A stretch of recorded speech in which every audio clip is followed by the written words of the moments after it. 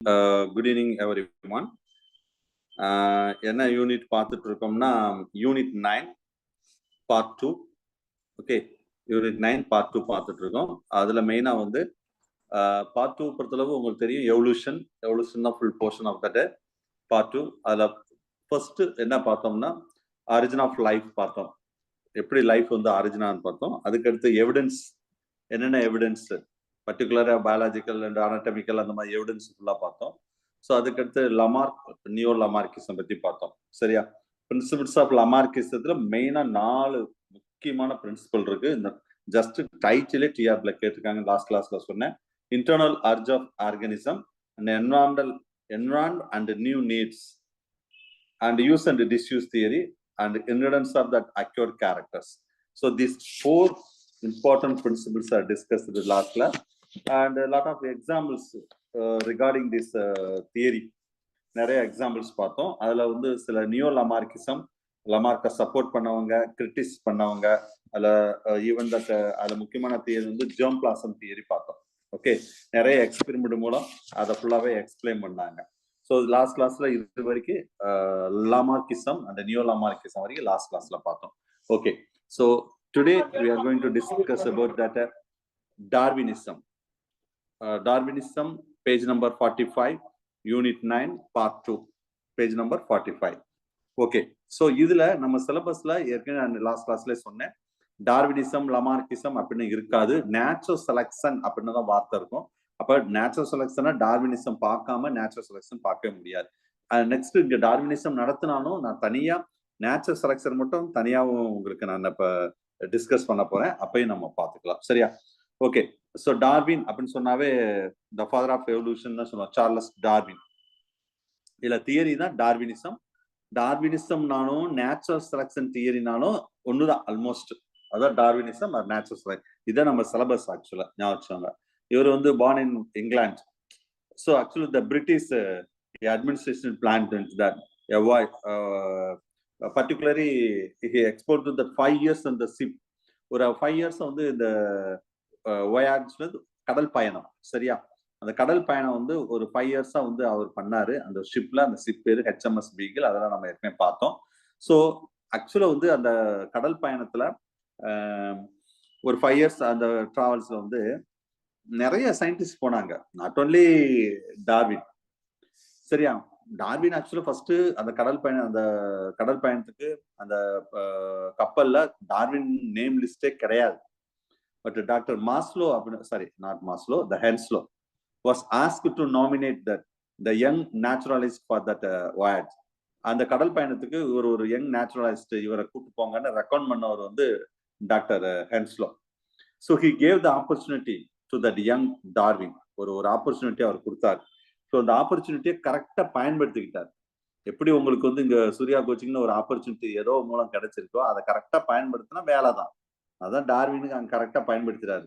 Henslow அந்த opportunity கொடுத்தாரு, the young Darwin that use this opportunity. So that what that took him that many islands including that Galapagos Island.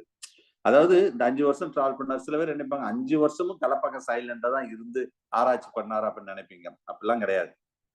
நிறைய island சுத்தினாங்க. அதுல one of the island வந்து கலபகஸ் island. Okay, so இதுல that voyage actual started. இதுல நான் இந்த hand ரைட்டா நான் எழுதியிருக்கேன் பாருங்க, அதாவது இங்க இந்த இடத்துல டிஸ்பிளேல. ஸோ 1831 டு 1836 எண்ட் ஆயிடுச்சு. அப்ப ஆல்மோஸ்ட் ஒரு 5 இயர்ஸ் டிராவல் பண்ணிருக்காங்க சார். யோசிச்சு பாருங்க, 5 இயர்ஸ்ல நீங்க கலபகஸ் ஐலண்ட்ல மட்டும் 5 இயர். ரொம்ப பேர் அதான் நினைப்பாங்க, அப்போ கலபகஸ் ஐலண்ட்ல தான் 5 வருஷம் இருந்து ஆராய்ச்சி பண்ணாரு. அப்பெல்லாம் கிடையவே கிடையாது. ஸோ 5 இயர்ஸ் டிராவல் பண்ணாங்க நிறைய ஐலண்ட். அதுல ஒரு ஐலண்ட் தான் நம்ம கலபகஸ் ஐலண்ட் அப்படின்னு நம்ம சொல்றோம். சரியா, right. So after that he started அந்த இயர் 1836 அடுத்து he published the more than 15 journal and books. நிறைய புக்ஸ் ஜேர்னல்லாம் பப்ளிஷ் பண்ணார் வந்த பிறகு.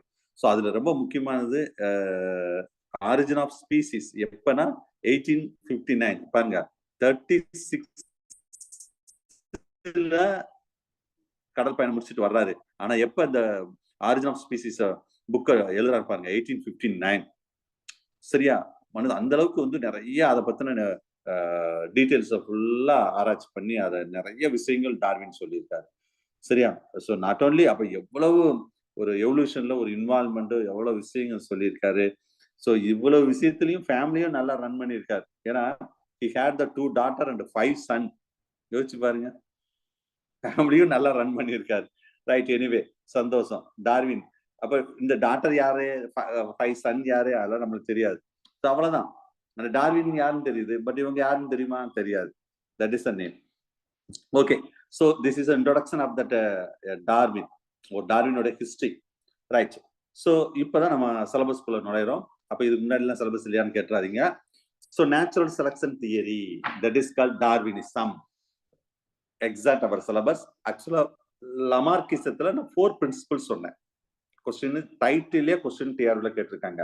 அதே இது இங்க டைட்டிலே கொஸ்டினா வரலாம் டிஆர்பில. இங்க 5 பிரின்சிபிள், அங்க 4 பிரின்சிபிள், இங்க 5 பிரின்சிபிள். என்னென்ன சார் 5 பிரின்சிபிள்னா, ஃபர்ஸ்ட் பிரின்சிபிள் வந்து என்னன்னா ஓவர் ப்ரொடெக்ஷன். செகண்ட் வந்து ஸ்ட்ரகிள், நான் மெட்டீரியல் உள்ளதை வச்சு சொல்றேன், ஸ்ட்ரகிள் ஃபார் எக்ஸிஸ்டன்ஸ். தேர்ட் வந்து வேரியேஷன்ஸ். ஃபோர்த் வந்து சர்வைவல் ஆஃப் த ஃபிட்டஸ்ட்.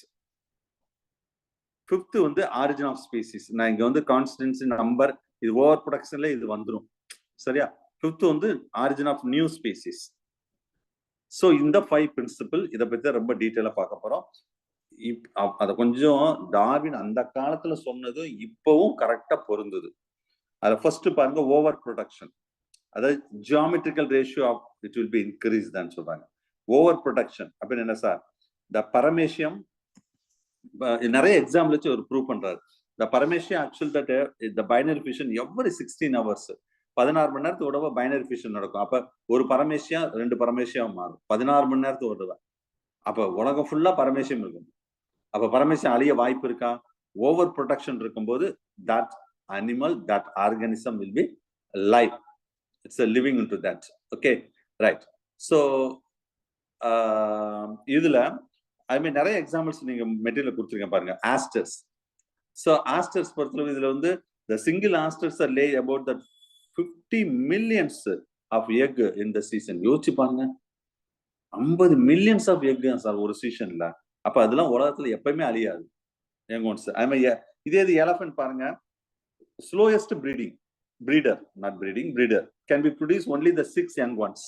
ஏன் வந்து யானை பார்த்து நம்ம ரொம்ப ஆச்சரியமா பார்க்கணும், அது ஒன்லி வாழ்நாளே 6 குட்டி தான் போடுன்னு சொல்றாங்க ஆவரேஜா.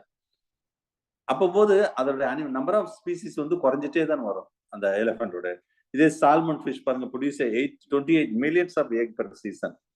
அஸ்காரிஸ், நம்ம பாடியில இருக்க ascaris லும்பிரிகைட்ஸ், they produce 7 lakhs egg per 24 hours. ஒரு நாளைக்கு 7 லட்சம் முட்டை இடுமா. அப்ப நம்ம ஸ்டொமக் அலிமெண்ட் இருக்கனால கண்டிப்பா இந்த ஆஸ்காரிஸ் எப்பயுமே அழியவே அழியாது. ஞாபகம். அப்ப என்ன சொல்ல வர்றாரு சார் இந்த நேச்சுரல் செலக்ஷன், இந்த டார்வின் சொல்றாருன்னா, எந்த அனிமல் ஓவர் ப்ரொடக்ஷன் இருக்கோ that animals will be living in that world. உலகத்துல வாழும். நம்பர் ஆஃப் அப்ப அந்த ஸ்பீசிஸ் அழியவே அழியாது. அந்த ப்ரொடக்ஷன் நம்ம ஓவர் ப்ரொடக்ஷன் இல்லாம மினிமம் ப்ரொடக்ஷனா இருக்குன்னு வச்சுக்கோங்களேன், அது எக்ஸிஸ்ட் ஆக வாய்ப்பு இருக்கு, அழியறதுக்கு வாய்ப்பு இருக்கு அப்படின்னு சொல்றாரு. அது உண்மைதான். இப்பயும் அவர் சொன்னது கரெக்டா பொருந்தது. ரைட். ரெண்டாவது, சரி, இப்ப ஓவர் ப்ரொடக்ஷன் இருக்கிறவங்க என்ன நடக்கும்? ஸ்ட்ரகிள் ஃபார் எக்ஸிஸ்டன்ஸ் நடக்கும். போட்டி. The rate of reproduction is high. அப்ப the animal will be increase that geometrical ratio. அப்ப rate of production வந்து ஹையா இருக்கும்போது அனிமல் வந்து அதிக ப்ரொடக்ஷன், அதிக நம்பர் வந்து இன்க்ரீஸ் ஆக அந்த அனிமல் ஜியோமெட்ரிக்கல் ரேஷியோ அதிகமாயிட்டே இருக்கும். சரியா? So there is a no corresponding to increase the space, food and essential for the life. Sir நான் பேசுறது கேட்கல? anyone? Yes sir. Okay, thank you. Right, ஏன்னா 2-3 கால் வந்தது, அதுக்கு தான் டவுட் ஆச்சு. சரி, ரைட். ஸோ இட்ஸ் ஆக்சுவலா வந்து there is no corresponding. இப்ப நான் தான் சொன்னேன் ஓவர் ப்ரொடக்ஷன். ஓகே சார், அப்ப சேம் ஸ்பீசிஸ் நிறைய வரும்போது என்ன ஆகும்னா, இன்க்ரீஸ் ஸ்பேஸ் தேவைப்படுது, காம்படிஷன் ஏற்படுது, ஃபுட்டுக்கு பிரச்சனை வருது, லைஃபுக்கே பிரச்சனை வருது. அப்ப it's leads to that competition will be occurs. அப்ப இந்த ஃபுட்டு, லைஃப், ஸ்பேஸ், ஷெல்டர், இதுக்கு எல்லாத்துக்கும் அதிகமா இருக்கும்போது காம்படிஷன் வரத்தானே செய்யும். That is the struggle for existence. That leads to competition, that is ஒரு காம்படிஷன் நடக்குதுன்னா அங்கதான் ஸ்ட்ரகிள் ஃபார் எக்ஸிஸ்டன்ஸ் நடக்குது. இப்ப ஒரு காலத்துல பிஜி அசிஸ்டன்ட் ஆகிறது ரொம்ப ஈஸி. எப்ப 2001, 2002, 2005 வரைக்கும், 2004 வரைக்கும் வச்சுக்கோங்களேன். அப்பெல்லாம் ரொம்ப காம்படிஷன்ல பெரிய அவேர்னஸ் கிடையாது. Not only PG, competitive exam சொல்றேன். ஒரு காம்படிட்டிவ் எக்ஸாமுக்காக நான் சொல்றேன் நான். சரியா? நான் பிஜிக்கு மட்டும் நான் சொல்றேன். ஆனா இப்ப உள்ள காலங்கள் பாருங்க. அப்பெல்லாம் கோச்சிங் சென்டர் தேவையில்லை. நான் எந்த கோச்சிங் சென்டருக்கு போகல சார். நான் எந்த யூஜியும் பாஸ் பண்ணேன், பிஜி பாஸ் பண்ணேன், செலக்ட் பாஸ் பண்ணேன். சரியா? சோ சும்மாவே எழுதுவேன் நான். ஏதாவது ஒரு எக்ஸாம் வந்தா சும்மா எழுதுவேன். நம்ம ப்ரூவ் பண்ணணும்ல நம்ம நாலேஜ் எப்படி இருக்கு அப்படின்னு சொல்லிட்டு. சரியா? அதே மாதிரி ஈவன் தட் நீட் டெஸ்ட் ஒரு கொஸ்டின் அன்னைக்கு கிளாஸ் நடந்தாலே டெஸ்ட் நடக்குன்னா நானே ஒர்க் அவுட் பண்ணுவேன். கொஸ்டின் வச்சுட்டு நம்மளுக்கு எவ்வளவு விஷயங்கள் தெரியுது அப்படின்னு சொல்லிட்டு. சரியா? ஏன் சொல்றேன்னா காம்படிஷன். ஆனா ஒரு காலத்துல அப்படி கிடையாது. ஒரு காம்படிஷன் ஒரு நார்மலா ஒரு டிஎன்பிசியா இருக்கட்டும், எதுவா இருக்கட்டும், டிஆர்பியா இருக்கட்டும், அவ்வளவு காம்படிஷன் சார். Heavy competition. ஒரு குரூப் 4னாவே அவ்வளவு காம்படிஷன் இருக்குது. அப்போது என்ன காரணம் சொல்றாங்கன்னா இதான் நான் சொல்றேன். ஓவர் ஸ்ட்ரகிள் ஃபார் எக்ஸிஸ்டன்ஸ் நடக்குது. Minimum post more number of peoples will be applied. இதுதான் ரீசன். அப்ப காம்படிஷன். அப்ப சரி சார், இந்த மாதிரி காம்படிஷன் இருக்கும்போது டார்வின் என்ன சொல்றாரு, இதுல காம்படிஷனே 3 டைப் ஆஃப் காம்படிஷன் இருக்குன்னு சொல்றாங்க. இன்ட்ரா ஸ்பெசிபிக் காம்படிஷன் இங்க மென்ஷன் பண்ணிங்க பாருங்க. Intra specific, inter specific and environmental struggles. இந்த 3 டைப் ஆஃப் காம்படிஷன் இருக்கும். அது என்ன சார் இன்ட்ரா ஸ்பெசிபிக் அப்படின்னா the competition between the member of the same species. இதுதான் முக்கியம். ஒரே ஸ்பீசிஸ்க்குள்ள நடக்கும். இது வந்து ஆக்சுவலா பி டெஸ்ட்ல கேட்ட கொஸ்டின் ஞாபகம் வச்சுக்கோங்க. அதான் பிடின்னு போட்டிருக்கேன். யூஜில டிஆர்பில கேட்ட கொஸ்டின் சார் இது. Intra specific struggles. இன்ட்ரா ஸ்பெசிபிக்னா சொல்லிட்டேன். அதாவது ஒரே ஸ்பீசிஸ்க்குள்ள ஸ்ட்ரகிள் இருக்கும், காம்படிஷன் இருக்கும். அப்ப எதுக்காக? Same environment, same requirement, same. அப்ப சோ காம்படிஷன் எப்படி இருக்கும்? ஹெவியா இருக்கும். இப்ப ஒரு பிஜி அசிஸ்டன்ட்க்கு ஒரே ஒரு மினிமம் போஸ்டுக்கு நிறைய பேர் காம்படிஷன் வர்றாங்க. அப்போ சேம் ஸ்பீசிஸ்க்குள்ள நடக்குது இது. சரியா? அப்ப காம்படிஷன் ஹெவியா இருக்கும். அதே இன்டர் ஸ்பெசிபிக் அப்படின்னு சொன்னா the competition between the member of the different species. சரியா? இது என்னன்னா டிஃப்ரெண்ட் ஸ்பீசிஸ். அப்ப இந்த காம்படிஷன் வந்து அவ்வளவா ஹெவியா இருக்காது. For example the struggle between that vulture and dog, இல்லைன்னா ஃபாரஸ்ட் இருக்குன்னு சொன்னேன், tiger and cheetah, deer has that escape for survival. ஒரு டைகர் ஒரு புலி வந்து டீரை விரட்டுதுன்னா, ஒரு டைகரை காட்டிலும் மாற்றி சொல்லிட்டேன். இந்த டைகர் வந்து ஒரு மானை விரட்டுதுன்னா, டைகரை காட்டிலும் மானுக்கு வந்து பயங்கர கெப்பாசிட்டி இருக்கணும். அது சர்வே பண்ண வேண்டியிருக்கு, வேற வழி கிடையாது. அப்ப சர்வே பண்றதுக்கு, அது எஸ்கேப் ஆகிறதுக்கு என்னெல்லாம் வேலை பண்ணணும்னு பாருங்க. அப்ப ஒரு டைகர் ஓடுறதுக்கு மேல டீர் ஓடினா மட்டும்தான் they can live. Otherwise it will be die. முடிஞ்சு. இது உங்களுக்கும் பொருந்தும். நான் ஓப்பனா சொல்றேன். சும்மா வந்து பிஜி அசிஸ்டன்ட் மத்தவங்க எப்படி படிக்கலாம், மத்தவங்களை விட நம்ம ஒரு ஸ்டெப் அதிகமா படிக்கணும். அப்பதான் அந்த வேலையை வாங்க முடியும். எல்லாரும் படிக்கிற ஸ்ட்ராட்டஜின்னு இப்ப நான் சொல்றதை அப்படியே கேட்கணும். அதை விட உங்களுக்கு இன்னும் உங்ககிட்ட இருக்கிற நாலேஜை வந்து எக்ஸ்போஸ் பண்ணணும். சரியா? சோ அப்ப அதுதான் சர்வைவல். ஏன்னா சர்வைவல் ஆகிறதுக்கு ஒரு சிம்பிளா வேற ஒண்ணு இல்லை சார். ஒரு எறும்பு, ஒரு ஆண்ட் சர்வை பண்றதுக்கு எவ்வளவு ஸ்ட்ரகிள் ஆகுது நீங்க நினைக்கிறீங்களா? நினைக்கலாம். ஆண்டவன் எனக்கு மட்டும் ஏன் இவ்வளவு கஷ்டத்தை கொடுக்குறான் அப்படின்னு நினைக்கலாம். எனக்கு மட்டும் ஏன் எக்கனாமிக்கல இவ்வளவு கஷ்டம் இருக்கு, எங்க ஃபேமிலியில மட்டும் ஹெல்த் வைஸா எங்க ஃபேமிலி மட்டும் ஏன் இவ்வளவு ப்ராப்ளம் வருது? அப்படிலாம் கிடையாது. எல்லா ஃபேமிலியும் எல்லா விஷயமும் இருக்கும். அதெல்லாம் தாண்டி நீங்க சக்சஸ் பண்ணணும். அப்பதான் சர்வே பண்ண முடியும். நான் சொல்லல சார், டார்வின் சொல்லியிருக்காரு. ஞாபகம் வச்சுக்கோங்க. சோ இது வந்து இன்டர் ஸ்பெசிபிக் ஸ்ட்ரகிள் சொல்லக்கூடியது. பட் காம்படிஷன் கொஞ்சம் கம்மியா தான் இருக்கும் இன்ட்ரா ஸ்பெசிபிக் விட. அது இது என்விரான்மெண்டல் ஸ்ட்ரகிள் வேற. இதுல பாருங்க, ஒரு அனிமல் உலகத்துல வாழ்றதுக்கு கொஞ்சமா struggle. Competition between animal and environment. Animal and environment என்ன sir competition? Yes, environmental competition is caused by that following factor. For example, shortage of food.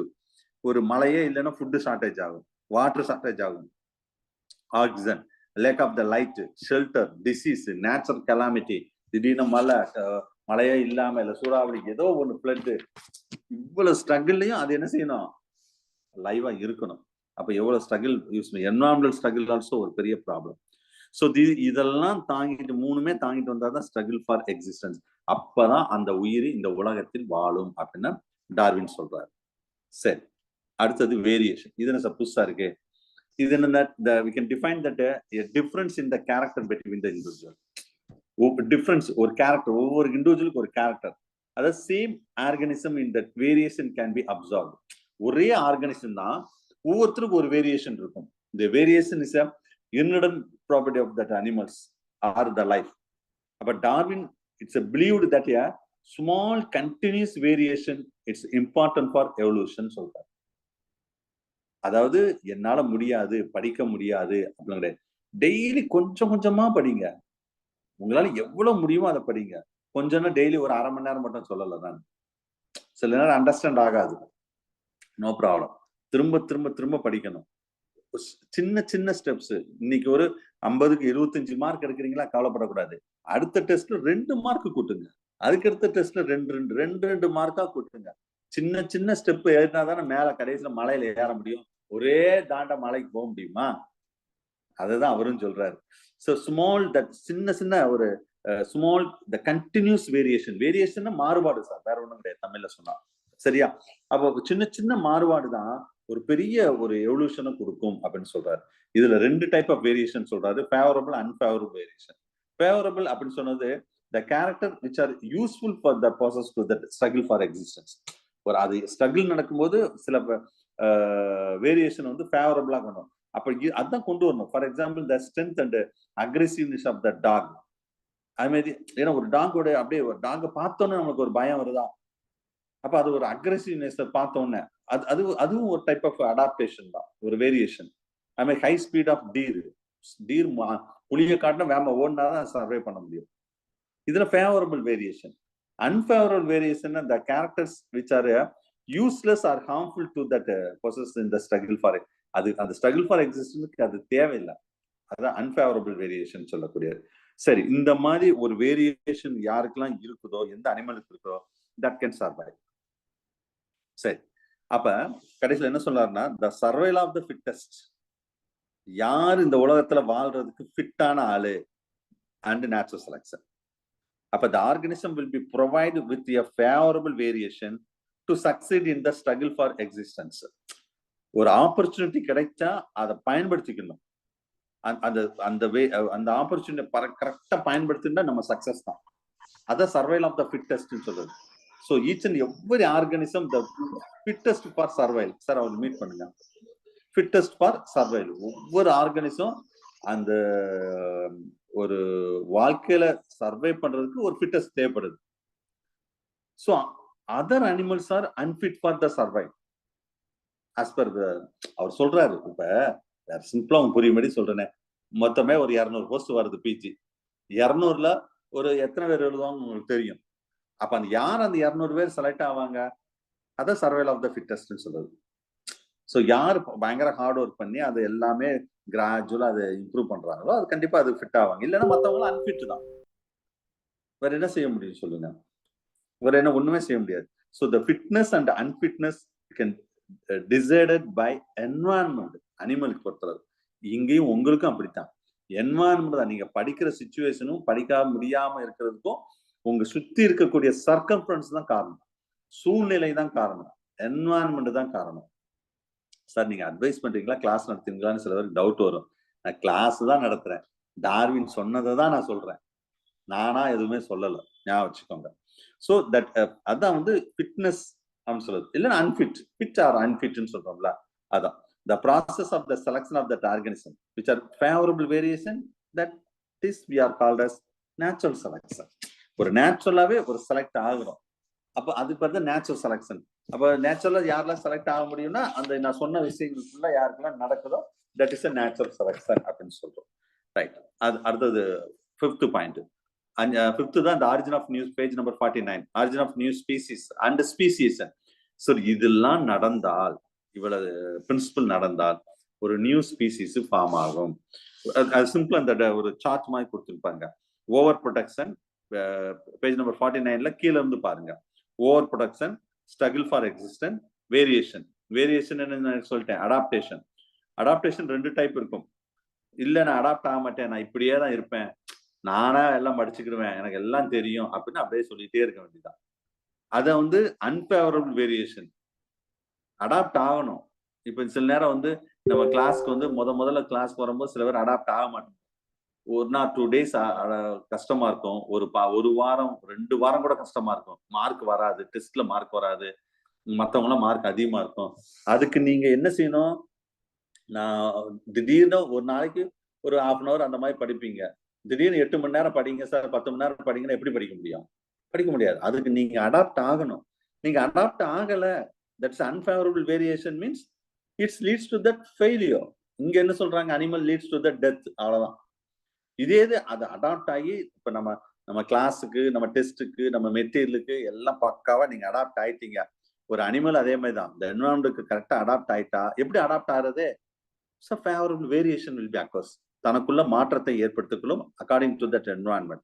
So அப்ப natural selection will be occurs. So the survival of the fittest, அதுதான் inheritance of that favorable character-ஆவே மாறும். So அப்ப gradually it will be, அது அப்படியே gene லெவல்லே போகும்னு சொல்றாங்க. அப்ப ஒரு நியூ ஸ்பீசிஸ், ஒரு speciation will be formed. The new species will be formed, origin.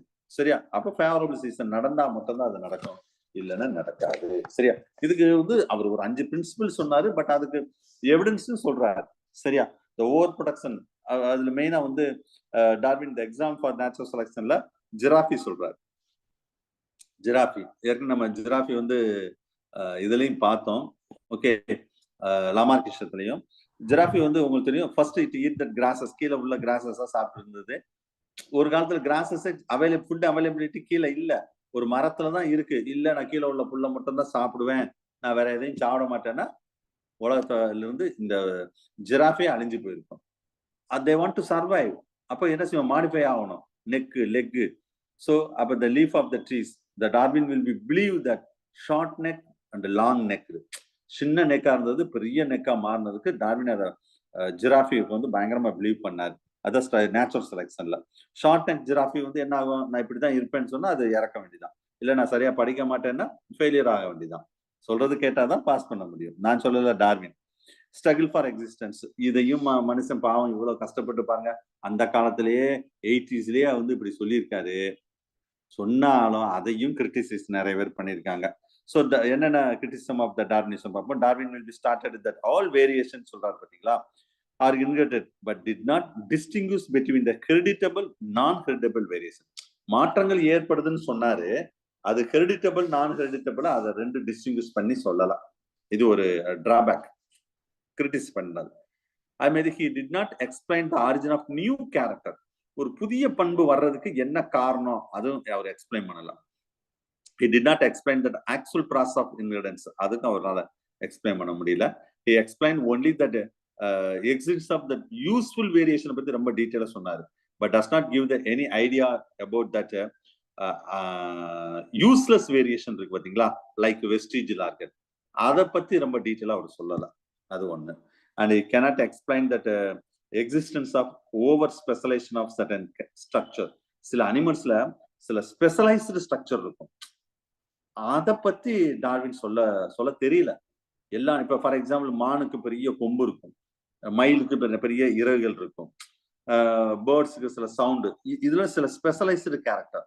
அப்ப இது ஏன் இந்த ஸ்பெஷலைஸ்டு கேரக்டர் இருக்கு அப்படின்னு அவரால் எக்ஸ்பிளைன் பண்ண முடியல. And he cannot explain that natural flowers for the sterility of the hybrid, அதை பத்தியும் அவர் பிளான்ட் ரிலேட்டடாக நிறைய விஷயம் சொல்லல. சரி, இதெல்லாம் சில டிராபேக்னு சொல்லி கிரிட்டிசிசம் பண்ணாங்க. சரி, பாவம் கிரிட்டிஸ் பண்ணாலும் டார்வின் இந்த தியரிக்கு சப்ளிமெண்டரியா நிறைய தியரிஸ் வந்தது. சப்ளிமெண்டரி தியரி அப்படின்னு சொல்லுவாங்க. சப்ளிமெண்டரி தியரின்னு என்ன மீனிங்னா சப்போர்ட் பண்ற மாதிரி வச்சுக்கோங்களேன். ஸோ இதுல ஃபர்ஸ்ட் சொல்றது வந்து Darwin process 3 additional theories also that, அது டார்வின் சொன்ன விஷயம் தான், அதுக்கு சப்ளிமெண்டரி காப்பி அப்படின்னு சொல்லுவோம்ல. நானே வந்து பார்ட் 1 பார்ட் 2 போட்டு பார்ட் 3 சப்ளிமெண்டரி அப்படின்னு சொல்லுவேன். அந்த மாதிரி ஒரு அடிஷனல் மாதிரி 3 additional theories explain certain fact which cannot will be explained that natural selection theory. natural selection theory அதை பத்தி ரொம்ப டீடைலா சொல்லலாம். இருந்தாலும் ஆஃப்டர் தட் இந்த மாதிரி ரொம்ப பேர் கிரிட்டிஸ் பண்ணோம்னா அதை வந்து திரும்ப எக்ஸ்பிளைன். அதுல first sexual selection theory, artificial selection theory, theory of pangenesis, இந்த 3 இதை பத்தி டீட்டெயிலா அவர் சொல்றாரு. சரியா? சோ இதுல செக்ஸுவல் செலக்ஷன் தியரி அப்படின்னு சொன்னார் பாத்தீங்களா? அதுல சொன்னாங்களே சில ஸ்பெஷலைஸ்டு கேரக்டர் இருக்கு, அப்ப இதுக்கு என்ன நீ எக்ஸ்பிளைன் பண்றன்னா அவரு உடனே சொல்ல தெரியல, பட் திரும்ப சில விஷயங்கள்லாம் அனலைஸ் பண்ணி அவர் சொல்றாரு. செக்ஸுவல் செலக்ஷன் என்ன, some species of animal, male is differ from the female of the same species in their morphologically. ஏன்னா உங்களுக்கு தெரியும், ஒரு பாக்குறதுக்கு ஒரு மார்பாலஜிக்கலா ஒரு ஆணுக்கும் பெண்ணுக்கும், even the not only even the human being, not only human being, even the all animals we can distinguish morphologically, we can distinguish, உங்களுக்கு தெரியும். So due to the presence of certain specialized character for male alone, அந்த specialised character யாருக்கு தான் மெயினா இருக்குன்னு சொல்றாங்கன்னா அனிமல்ஸுக்கு, மேலுக்கு தான் இருக்கான், ஃபீமேலுக்கு இல்லையா. அது என்ன சார் ஸ்பெஷலைஸ்டு கேரக்டர் அப்படின்னு சொன்னா, some specialised character or organ, character பண்பா இருக்கலாம் இல்ல ஆர்கனா இருக்கலாம்.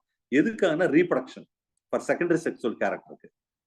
நிறைய எக்ஸாம்பிள் சொல்லலாம். நான் ஏற்கனவே கொஞ்ச நேரம் முன்னாடி சொன்னேன், the brilliant colour of that feather of peacock.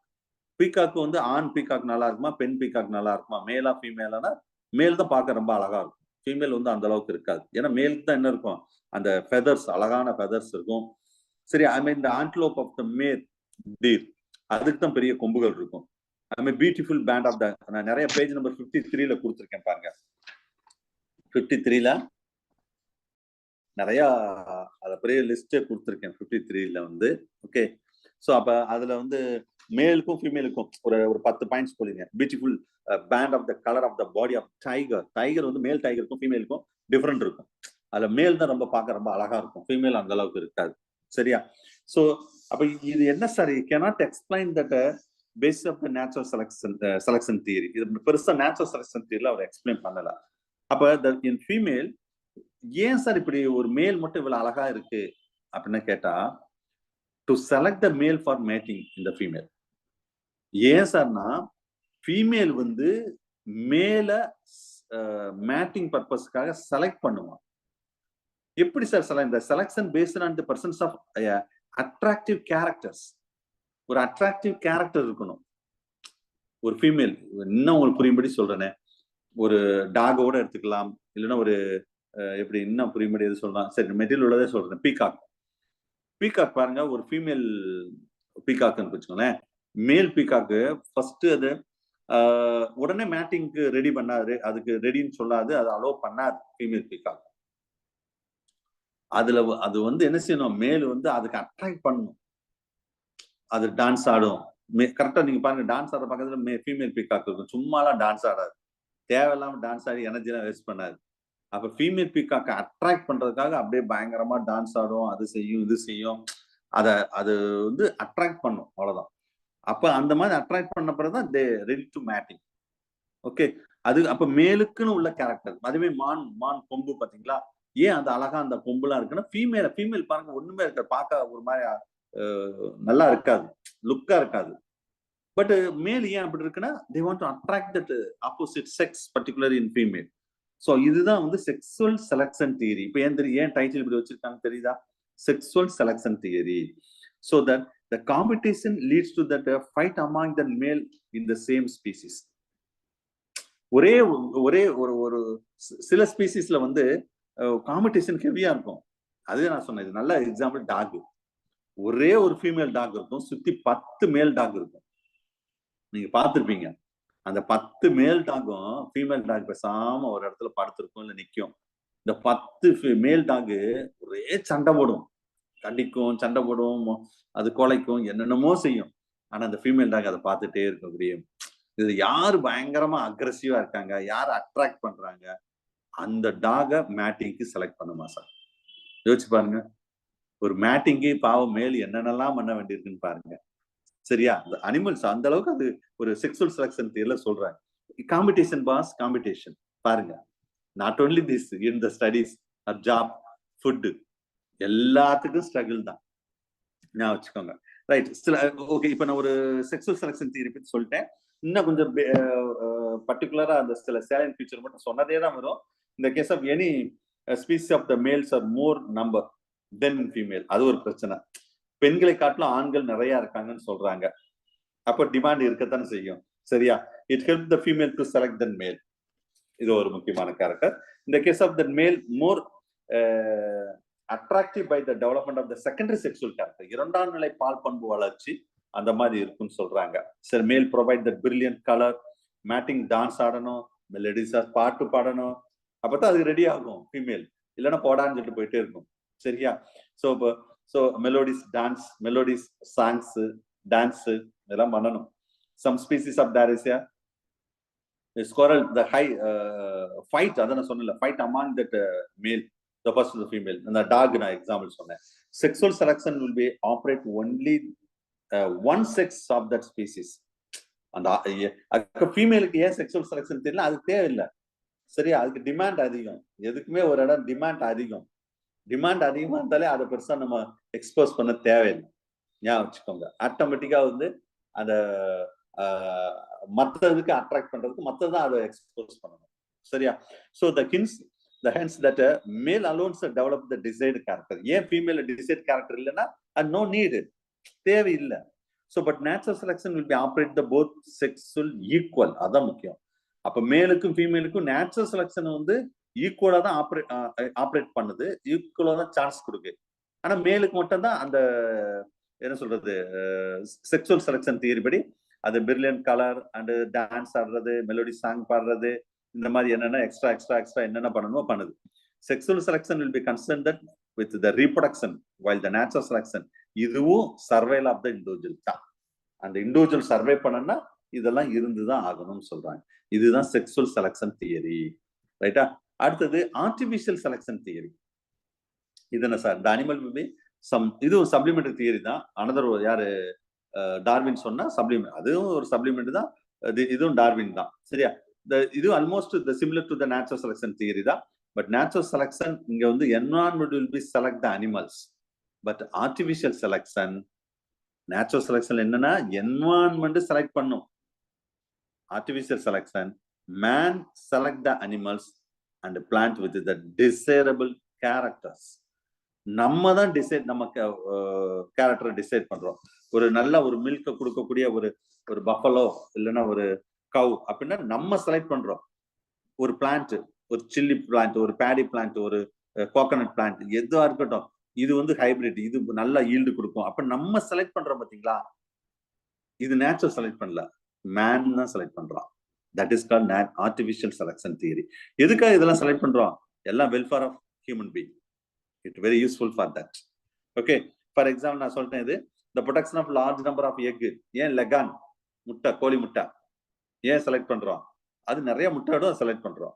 The production of more quality of the milk by the cow, the different variety of the domestic animals and vegetables.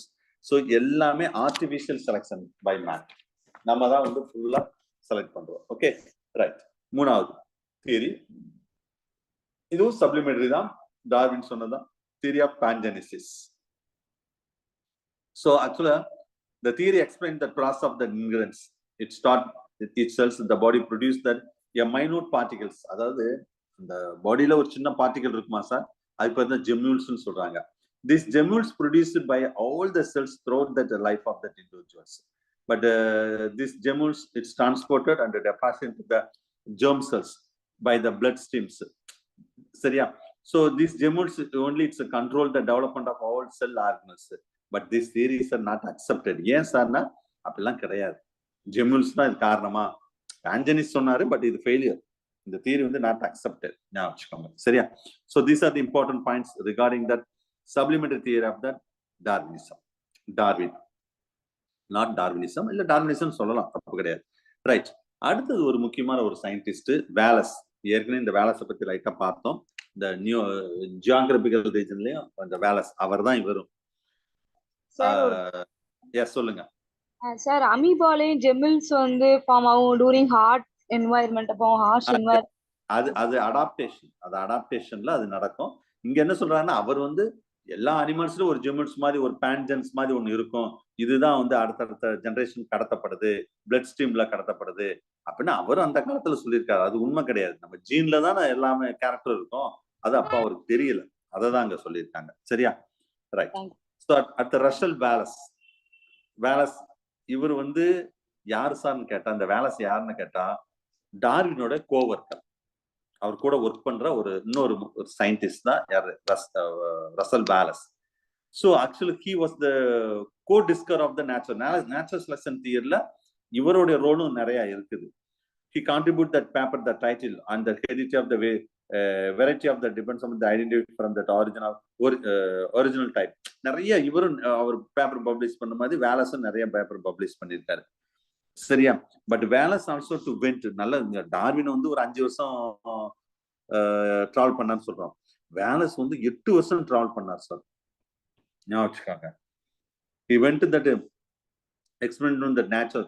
He spent the 8 years in that islands of that Malayan, அதாவது மலையன் ஆர்ச்சிபிலிகோ அப்படின்னு சொல்லக்கூடிய ஒரு ஐலண்ட்ல 8 வருஷம் spend பண்ணார்.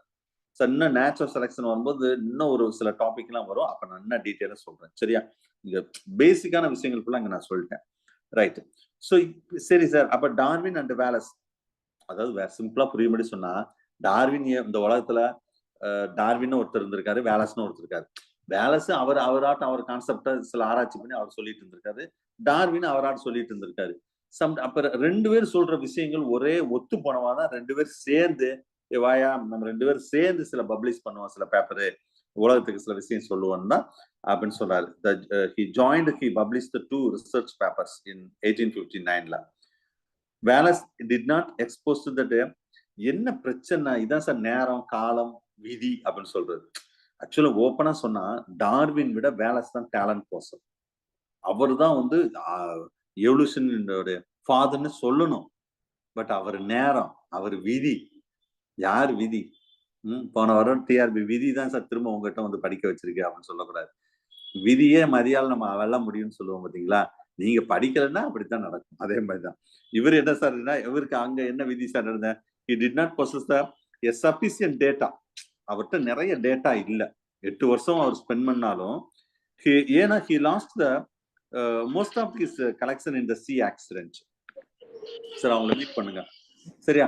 அதாவது அவர் 8 வருஷம் அந்த travel பண்ணிட்டு வரும்போது, திரும்ப நம்ம லேண்டுக்கு வரும்போது அவர் வந்த கப்பல் ஒரு சின்ன ஆக்சிடென்ட் ஆயிடுச்சு. ஆக்சிடென்ட் ஆனோன்னா அவர் கலெக்ட் பண்ண அவ்வளவு டேட்டாவும் கடலுக்குள்ள போயிடுச்சு. யோசிச்சு பாருங்க. So he did not get that honor. Data எதுவுமே டேட்டா வச்சுதானே திரும்ப இங்க வெளியே வந்து நம்ம நிறைய தியரிஸ் எல்லாம் பப்ளிஷ் பண்ணணும். திரும்ப வந்து அவர் கொஞ்சம் கொஞ்சமா இருக்க ஞாபகத்தை வச்சுட்டு என்னத்தையோ 2 சொல்லியிருக்காரு. அதுக்குள்ள அங்க டார்வின் வந்து என்ன செஞ்சாரு, ஓரளவு அவர் சொன்னது அவர் தான் மெயின் ஆயிட்டார். ஸோ தட் சிம்பிளா சொன்னா he become a forgotten evolutionist ன்னு சொல்லுவாங்க. ஃபர்கெட்னா இவர் மறந்துட்டோம்.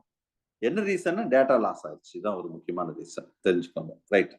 ஸோ நெக்ஸ்ட் டார்வின் பத்தினா இதுல HMS பீகிள் பத்தி கொஞ்சம் டீட்டெயிலா வேணா பார்ப்போம். ஏன்னா இது அவங்க போன கப்பல், இந்த பிரிட்டிஷ் கப்பல். இதுதான் சார் டிஆர்பில கேட்ட question. HMS Beagle, page number 55. The British ship. It's employed that the naval government of England. Actually, option on the British ship தான் வந்து இங்கிலாந்து ஷிப் அப்படின்னாலும் ஒரு அல்ல. ரைட். ஸோ அதாவது கடல் பயணம் வந்து 5 years. அங்கே 5 yearsன்னு இயர் சொன்னேன். இங்க பாருங்க டேட்டோட சொல்லியிருக்காங்க பாருங்க. December 27, 1831 to October 2, 1836. கேட்கலாம் question. Ship went that around the world. அதுக்காக நான் அந்த கலப்பாக்கஸ் ஐலண்ட் மட்டும் கிடையாது, உலகம் ஃபுல்லா சுத்தினாங்க. He visited that, பாருங்க எத்தனை ஐலண்ட் பாருங்க. Cape Verde, Galapagos island, New Zealand, Australia, South America, Tasmania, அப்படி பிரேசில், அதுவும் நிறைய சுத்தி இருக்காங்க மனுஷங்க. சரியா? அதுக்கு டார்வின் மட்டும் அந்த கப்பல்ல போனாரு கிடையாது. 74 peoples will be travel in the ship. Darwin was one of among them. அதுல ஒருத்தர். 74 பேர்ல டார்வின் ஒரு ஆளு. ஆனா இந்த 73 பேர் யாருன்னு தெரியுமா? தெரியல. அதுதான் ஐடென்டிட்டி அப்படின்னு சொல்லக்கூடியது. ஸோ உங்களுக்குன்னு ஒரு ஐடென்டிட்டி வேணும் சார். அது நீங்க என்ன ஃபீல்டா இருக்கட்டும். சரியா? நான் ஓப்பனா சொல்றேன். நான் இது வந்து ஒரு key for success. Key for success அப்படிதான். உங்களுக்குன்னு ஒரு ஐடென்டிட்டி, அந்த ஐடென்டிட்டி இருக்கணும். அது எந்த ஃபீல்டானா இருக்கட்டும். நான் வந்து சாதாரண இப்ப நீங்க பிஜிஎஸ்ட் நான் ஒரு நார்மலா ஒரு டீ கடை வச்சாலும் மற்ற டீ கடைக்கும் உங்க டீ கடைக்கும் வித்தியாசம் இருக்கும். அப்பதான் கஸ்டமரை நீ கவர் பண்ண முடியும். இதான் சிம்பிள். ஒரு பிசினஸ்ல சக்சஸ்னா இதுதான் சிம்பிள் கான்செப்ட். நீட் என்ன, லொகேஷன், அதுதான் உள்ள விஷயங்கள். சரியா? சோ அதுதான் இங்கேயும் சொல்றாங்க நம்ம நார்மலா உள்ள விஷயம். சரி, ரைட். ஸோ அப்ப 73 பீப்புள்ஸ் யாருன்னு நம்மளுக்கு தெரியல. பட் டார்வின் வந்து ஹானர் பண்ணியிருக்கான் பாத்தீங்களா? அதான் அவர் வந்து அவருக்கான விஷயத்த நேச்சுரலா வெளியே எடுத்துட்டு வந்துடுறாரு. So the Darwin is the naturalist. He was that அதான் என்ன சொன்னேன். He recommended and deputed by the doctor Henslow. அவர் தான் இவரை பாவையா, இவரையும் கொஞ்சம் கூப்பிட்டு போங்கயா அப்படின்னு ஒரு ரெக்கமெண்ட் பண்ணியிருக்காரு. சரியா? இதுல பேஜ் நம்பர் 56ல ஒரு சின்ன டயக்ராம் இருக்கும் பாருங்க. Actually the route of that sail by HMS Beagle, எப்படிலாம் அந்த ஹெச்எம்எஸ் பீகிள் போச்சுன்னு சொல்லி ஒரு ரூட் கொடுத்துருக்காங்க பாருங்க. அதுல நல்லா கவனிங்க. he spent the 5 weeks in the Galapagos Island. நல்லா ஞாபகம் வச்சுக்கோங்க. 5 வாரம் தான், 5 வருடம் கிடையாது. Galapagos Islandல 5 வாரம் தான் ஸ்பெண்ட் பண்ணிருக்காரு. 5 weeks only. ஓகே. சோ அப்ப நிறைய அந்த Galapagos Islandல நிறைய விஷயங்கள் புதுசா ஐடென்டிஃபை பண்ணிருக்காரு. he was that the astronomers were that giant land tortoise and finches, that is that bird. Here like at a question, a group of bird we are called as Darwin finches. TRB 2019 கேட்ட question. And plants the sunflower ஃபேமிலிஸ்ல நிறைய பார்த்திருக்காரு. 1836ல he returned to that England from the Dwight and he published the paper and books. நிறைய அங்க கொண்டு வந்த data வச்சுட்டு statistics data நிறைய கலெக்ட் வச்சு யூஸ் பண்ணியிருக்காரு. The important the on origin of species அப்படின்னு ஒரு புக்கே by means of the natural சயின்ஸ்ல ஒரு புக் அப்பதான் அவர் எழுதுறாரு. ஸோ இதுல வந்து கலப்பாக்கஸ் ஐலண்ட் மாதிரி பேஜ் நம்பர் 56ல இருக்கும். இல்லைன்னா கலப்பாக்கஸ் ஆர்ச்சிடியூட்னு இன்னொரு ஐலண்ட் இருக்கு பாருங்க. இது என்ன, இது வந்து நத்திங். இந்த கலப்பாக்கஸ் இந்த ஆர்ச்சிடியூட்னு சொல்றது a group of islands situated in the Pacific Ocean about that 1000 kilometers the west of the South America, not Africa. Page number 56ல இருக்கும் பாருங்க ஃபிகர்ல. So this island get that name from that giant land tortoise, the Galapagos. இது கூட கொஸ்டினா வரலாம் sir. வேற ஆனா சிஎஸ்ஆர்ல கேட்ட question sir. நம்ம இது என்ன சார் வித்தியாசமா கலபாகாஸ்ன்னு சொல்றாங்க. இது வந்து ஸ்பானிஷ் வேர்டா சார். இது சிஎஸ்ஆர்ல கேட்ட கொஸ்டின் சார். நானும் ஒவ்வொரு வருஷம் மேபி இது நம்ம டிஆர்ல கேட்பாங்கன்னு எதிர்பார்க்கிறேன். கேட்கலாம். கலபாகாஸ் நம்ம மேக்ஸிமம் என்ன நினைப்போம் தெரியுமா? இது லட்டின் வேர்டுன்னு தான் நினைப்போம். ஏன்னா நம்ம பொட்டானிக்கல் நேம், ஜுவாலஜிக்கல் நேம் எல்லாமே லத்தின் வேர்ட்ல தான் இருக்கும். இது வந்து ஒரு ஸ்பானிஷ் வேர்ட். முக்கியமானது ஞாபகம் வச்சுக்கோங்க. ஸோ அப்போ இது ஒரு இந்த group of that oceanic island தான் இது. இது இந்த இடத்துல மென்ஷன் பாத்தீங்களா 19 ஐலாண்ட்ஸ் நான் சொன்ன பாருங்க. 12th புக்ல இருக்கு அப்படின்னு சொன்ன பாத்தீங்களா, இங்கேயும் அதான் போட்டிருக்கு பாருங்க.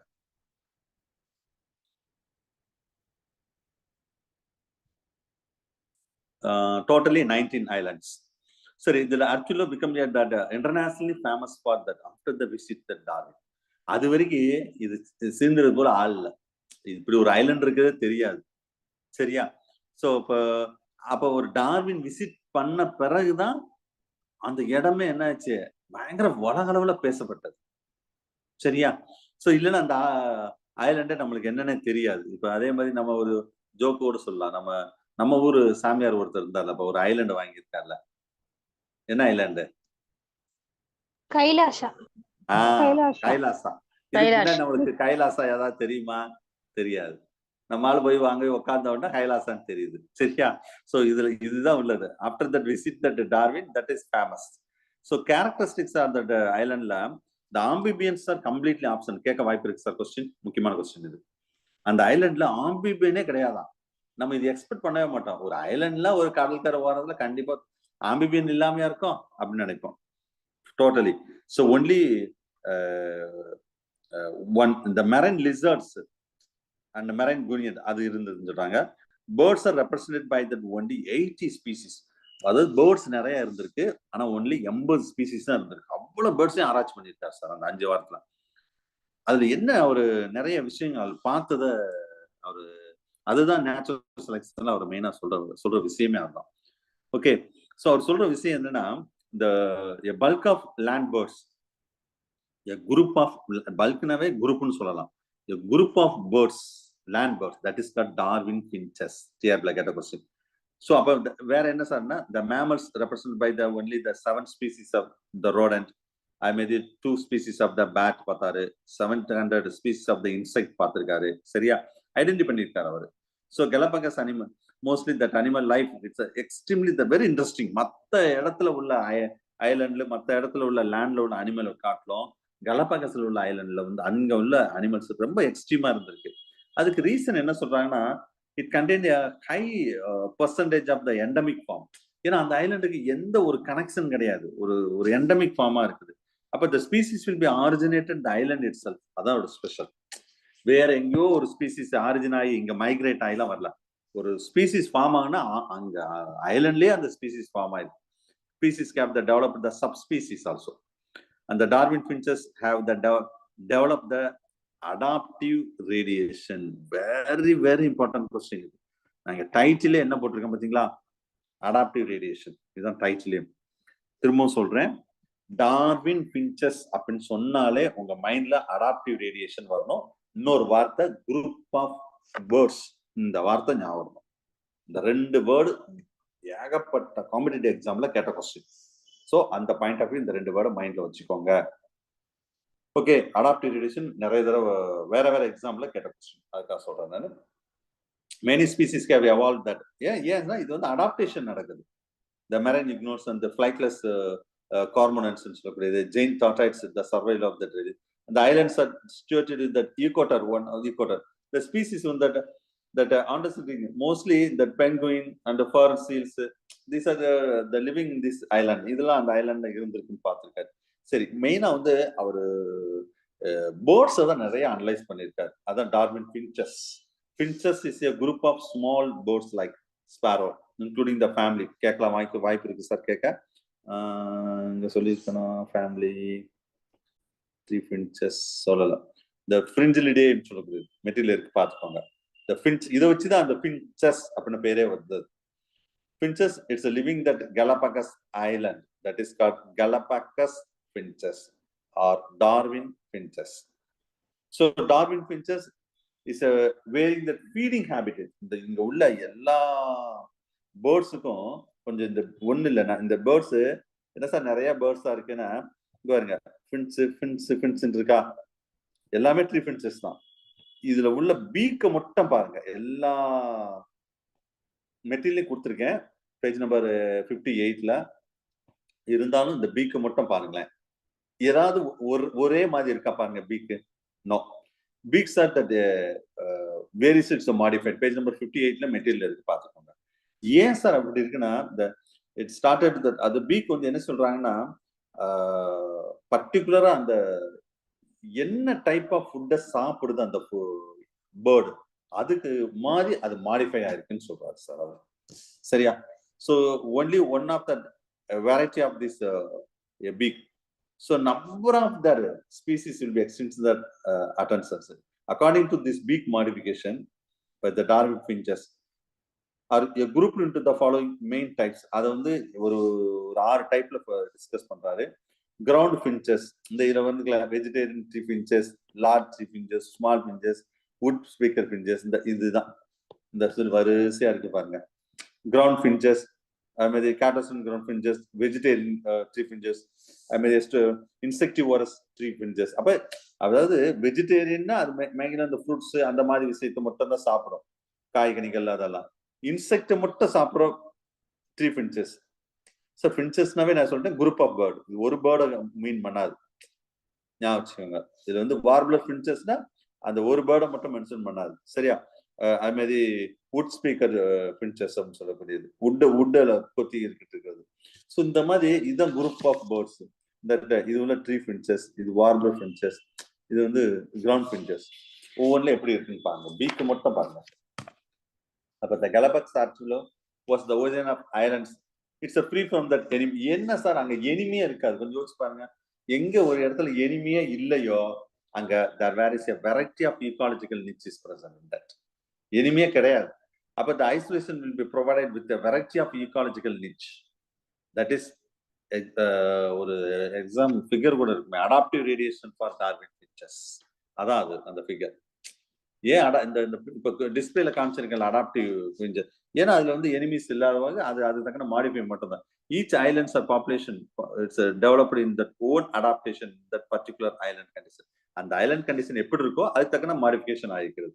So adaptations are included by, அது வந்து ஜெனட்டிக்கல் சேஞ்சஸ், மார்பாலஜிக்கல் சேஞ்சஸ் நடக்கும், இல்ல behavioural changes.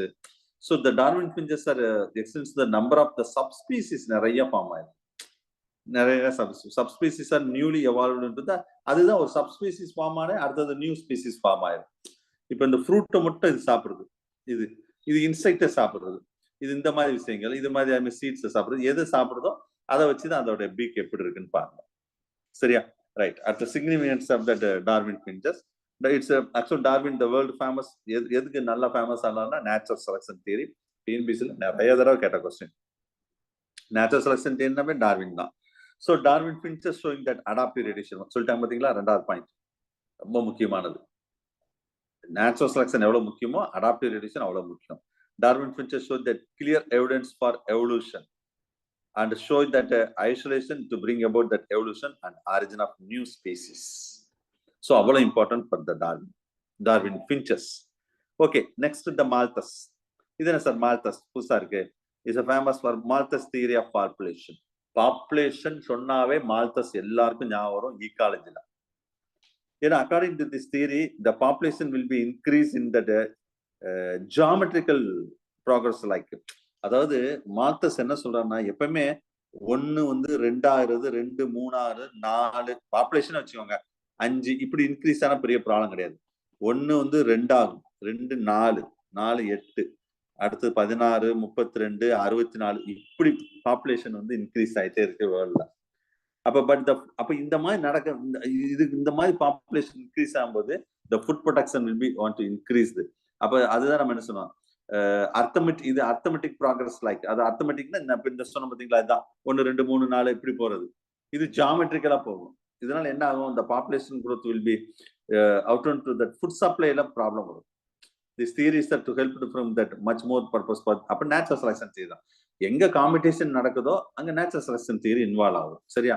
So the Darwin will be believed that the struggle for existence arose among that organism and the basis of that Malthus theory அப்படின்னு சொல்லி Darwin அதை கொஞ்சம் believe பண்ணார். Okay, right. Okay, அதுக்கு அடுத்து டார்வினுக்கு support பண்றவங்க நிறைய வராங்க சார். அதான் நியோ டார்வினிசம். இவங்க டார்வினை வந்து சப்போர்ட் பண்ணவங்க. So modern theory of natural செலக்ஷனோட சொல்லலாம். ஏன்னா நேச்சுரல் செலக்ஷன் சொன்ன பிறகு அதுக்கு ரிலேட்டடா நிறைய சயின்டிஸ்ட் சொன்னாங்க.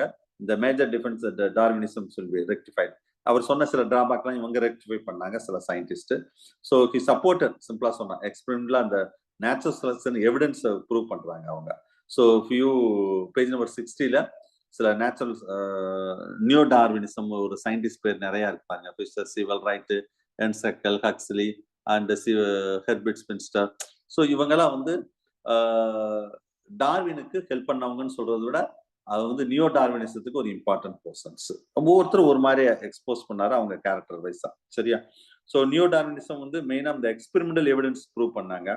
அண்ட் எக்ஸ்பிளனேஷன் ஃபார் தட் சில அப்ஜெக்ஷனுக்கு சில எக்ஸ்பிளனேஷன் கொடுத்தாங்க இந்த நியோ டார்வினிசம். ரைட், ஒன்னா பார்ப்போம். இதுல எக்ஸ்பெரிமெண்டல் எவிடன்ஸை பொறுத்தளவு இதுல இண்டஸ்ட்ரியல் மெலானிசம். ஓகேவா? ஸோ இதுல தியரி இண்டஸ்ட்ரியல் மெலானிசம் ஏற்கனவே இருந்துச்சு பிக்சர். இண்டஸ்ட்ரியல், யா, இந்த மிமிக்ரி, நேச்சுரல் செலக்ஷன் இதுவும் சொல்லலாம். இண்டஸ்ட்ரியல் மெலானிசம் இல்லைன்னா நேச்சுரல் செலக்ஷன், இது நேச்சுரல் செலக்ஷன் இதுவும் சொல்லலாம். இண்டஸ்ட்ரியல் மெலானிசம் ரிலேட்டடா. Okay, so actually that experimental evidence அப்படின்ற முக்கியமா இந்த இண்டஸ்ட்ரியல் மெலானிசம். அது என்ன sir industrial melanism? So actually that the industrial mechanism, the phenomena of that moth, the living in that industrial area. சரியா? ஒரு இண்டஸ்ட்ரியல் ஏரியால ஒரு மாத்துன்னு தெரியும், பட்டர்ஃப்ளை மாதிரி இருக்கும் பாத்தீங்களா? நைட் நேரம் ரொம்ப ஆக்டிவா இருக்கும், ரொம்ப ஷேடோ கலர் இருக்கும், பிரைட்டா இருக்காது கலர் வந்து மாத்து.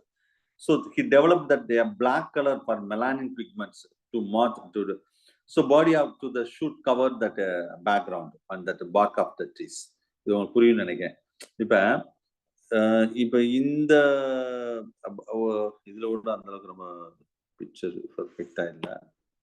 மிமிக்ரி, இது வந்து மிமிக் பண்றது வேற. பட் ஒரு நிமிஷம், வேற ஏதாவது இருக்கான்னு பாக்குறேன்.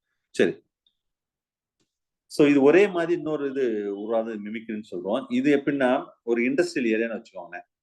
ஒரு இண்டஸ்ட்ரியல், அதுக்கு முன்னாடி இண்டஸ்ட்ரி வர்றதுக்கு முன்னாடி ட்ரீ எல்லாம் வந்து நல்லா பார்க்கு கூட நல்லா பளிச்சுன்னு இருக்கும், ஒரு ப்ரௌனிஷா இல்ல ஒயிட்டிஷா லைட்டா பளிச்சுன்னு இருக்கும். அப்ப மாத்தும் அதே மாதிரி இருக்கும், ஓகே, அப்ப வந்து ஒரு பிரிடேட்டர், அது பேர்டு வந்து எஸ்கேப் ஆகும்னா அங்க என்வரான்மெண்ட் எப்படி இருக்கோ அது மாதிரி கலரா இருந்தா அது எஸ்கேப் ஆகும். சரியா? சரி, இப்ப இண்டஸ்ட்ரியல் ஏரியால அந்த ட்ரீஸ் என்ன ஆகும்? இண்டஸ்ட்ரியில இருந்து வரக்கூடிய அந்த டஸ்ட் பார்ட்டிகல் எல்லாம் ட்ரீல படும். ட்ரீல பட்டு பட்டு பட்டு பட்டு அந்த பார்க், அந்த மரப்பட்டைகள் அதெல்லாம் என்ன ஆகும்? ஒரு ப்ரௌனிஷா இல்லைன்னா ஒயிட்டிஷா இருந்ததெல்லாம் அப்படியே பிளாக்கிஷா மாறிடும். ஒரு ட்ரீயே எப்படியா இருக்கும்? அப்படியே கருப்பா மாறிடும். ஸோ அப்ப கருப்பா மாறிடுச்சுன்னா அது பர்டிகுலரா அதுல என்ன சொல்றாங்கன்னா, நீங்க நீங்க மெட்டீரியல் பேஜ் நம்பர் 61 கூட பாருங்க. மெட்டீரியல் பேஜ் நம்பர் 61 ஒரு 2 பட்டர்ஃப்ளைஸ் இருங்க. நான் மெலானிக் ஃபார்ம், மெலானிக் ஃபார்ம் அப்படின்னு இருக்கு பாருங்க. அது என்ன சொன்னா மெலானின் பிக்மெண்ட் ஃபார்ம் ஆகி அந்த பட்டர்ஃப்ளை வந்து ஒரு நான் மெலானிக்கா இருந்தது மெலானிக்கா மாறிடுது. அப்படி மாறினா அந்த பட்டர்ஃப்ளை வந்து பட்டர்ஃப்ளைன்னு சொல்லக்கூடாது, மாத்து. ஓகே, பட்டர்ஃப்ளைன்னு சொல்லலாம், தப்பு கிடையாது.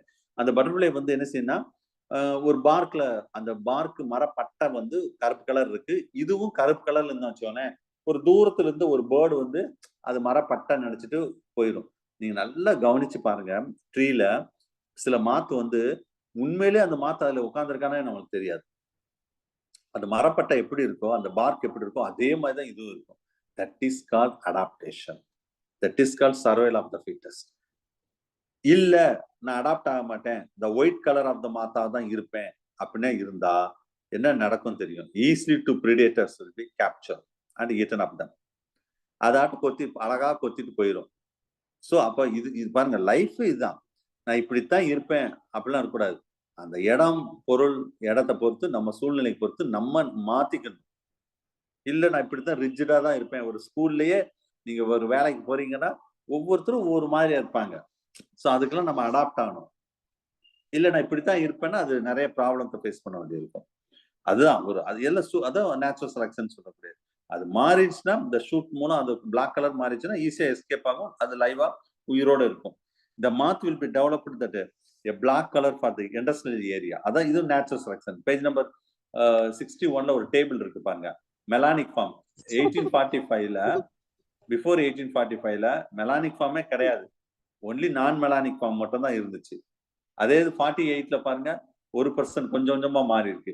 அதே 98ல பாருங்க, 1898ல 99% மெலானிக்கா மாறிடுச்சு. 1% தான் நான் மெலானிக்கா இருக்கு. ஏன்னா தே வாண்ட் டு சர்வைவ். சர்வை பண்ணா மாறித்தான் ஆகணும். நான் இப்படித்தான் இருப்பேன் அப்படிலாம் சொல்லக்கூடாது. நான் 1 மணி நேரம் தான் படிப்பேன் அப்படிலாம் சொல்லக்கூடாது. காம்படிஷன் இல்லைன்னா நீங்க 1 மணி நேரம் படிச்சாலே டிஆர்பி பாஸ் பண்ணலாம். ஹெவியா காம்படிஷன் இருக்கும்போது நீங்க 8 டு 10 மணி நேரம் படிச்சு தான் ஆகணும். அப்பதான் that is called survival of the fittest. நான் சொல்லல, டார்வின் சொல்லியிருக்காரு. Okay, right. இது மாதிரி நிறைய எக்ஸாம்பிள் சொல்லலாம். the resistance to the DDT, dichloro diphenyl trichloroethane. DDT உங்களுக்கு தெரியும், it's a non-degradable insecticides. But it cannot அதாவது it cannot 100% death of any species of the insect. The survival of the individual, the resistance to the ஒரு காலத்துல ஒரு generation முன்னாடி என்ன ஒரு pesticide இருந்தாலும் உடனே DDT தான் தொளிப்பாங்க. ஏன்னா அது வந்து அதுக்கு நம்ம அதை தொலிக்கு என்ன அதை வந்து எக்ஸ்போஸ் பண்ண அந்த இன்செக்ட் அப்படியே அடாப்ட் ஆயிடும். இன்னும் உங்களுக்கு புரியும்படி சொல்றேனே, ஒரு நம்ம வீட்டுல வந்து மஸ்கிட்டோ ரெப்பலண்ட் யூஸ் பண்றோம், குட் நைட், ஆல் அவுட் அப்படின்னு சொல்லி நிறைய ஏதோ வருது. அப்ப ஃபர்ஸ்ட் அந்த கெமிக்கல் உள்ள கெமிக்கல் காம்போசிஷன் சும்மா ஒரு ரஃப் கால்குலேஷன் சொல்றேன், ஒரு 1% இருந்தது. அந்த 1%க்கே மஸ்கிட்டோ எல்லாம் இறந்துருச்சு. அடுத்தது அந்த மஸ்கிட்டோ அந்த 1% அந்த சுமெல்லாம் நல்லா இன்ஹால் பண்ணி மஸ்கிட்டோ அடாப்ட் ஆயிருது. அடாப்ட் ஆயிடுச்சுன்னா 1% கெமிக்கல்ல அது இறக்குமா, இறக்காது. அப்புறம் என்ன செய்யறாங்க, அது 5% ஆக்குறாங்க, அதுக்கும் அடாப்ட் ஆகுது. அடுத்தது 8% ஆக்குறாங்க, அதுக்கும் அடாப்ட் ஆகுது. ஸோ இதுதான் survival of the fittest. So they can resistant power to that insecticides. சரியா? அது மாதிரி explain for that shore of the crab சொல்லக்கூடிய இது வந்து large brackish water was laid in that a mouth of that river. உங்களுக்கு brackish water mouth of the river சொல்வாங்க. The plymouth sound இங்க வந்து that brackish water the slow down into that rate of that water flow. அங்க வந்து பெருசா வந்து water flow இருக்காது. as a result the deposition of the silt, நிறைய silt deposit ஆகும். so அப்ப the deposition that caused the death of that numerous crab, நிறைய அங்க இறந்திருக்கு. அப்ப இந்த வெல்டன்ஸ் இவர் என்ன அனலைஸ் பண்ணிருக்காருன்னா dead crab and living crab ரெண்டையும் அனலைஸ் பண்ணிருக்காரு. எதெல்லாம் இறந்திருக்கு, எதெல்லாம் லிவிங்கா இருக்குன்னா the living crabs were provided with narrow carapage. ஒரு கொஞ்சம் நேரோவா இருக்கா அந்த carapage. இறந்ததெல்லாம் broad carapage இருந்தது. அப்ப இது அடாப்டேஷன். அப்ப broad carapage is actually that narrow-வா இருந்தா they can adapt ஆயிருக்காங்க. இல்ல நான் ஆக மாட்டேன்னா that eliminated. environment வந்து eliminate ஆயிரும். இது natural selection ஆப்ரேட் ஆகுது.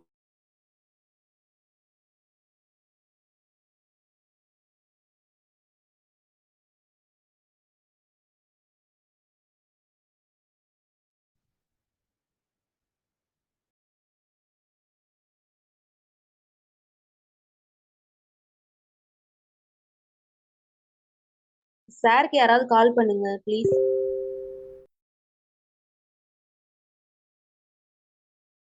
வெயிட் பண்ணுங்க ma'am.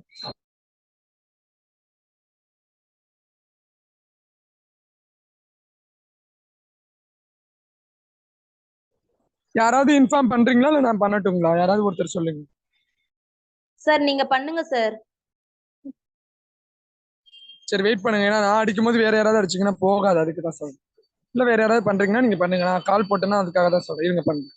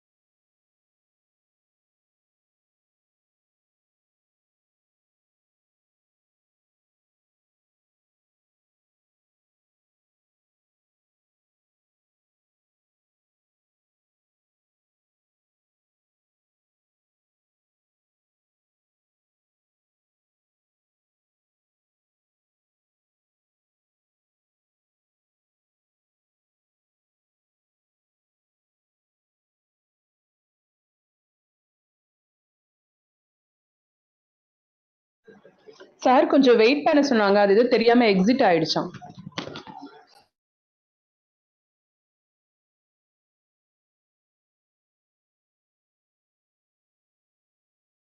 Sir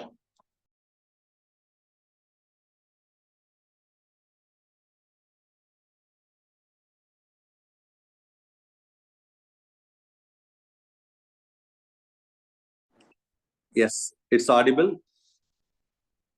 Yes, sir. Okay. No problem. Right, ஏதோ இது திடீர்னு கட் ஆயிடுச்சு, என்ன ரீசன் தெரியல, இது அடிக்கடி யாருன்னு தெரியல. சரி பார்த்துக்கலாம். ஓகே, கண்டினியூ பண்ணுவோம். மெயினா டேவன் போர்ட் சொல்லிட்டு இருந்தேன் நினைக்கிறேன். Yes, anyone? Yes, sir. Well done, crab. Narrow space. Yes. Okay.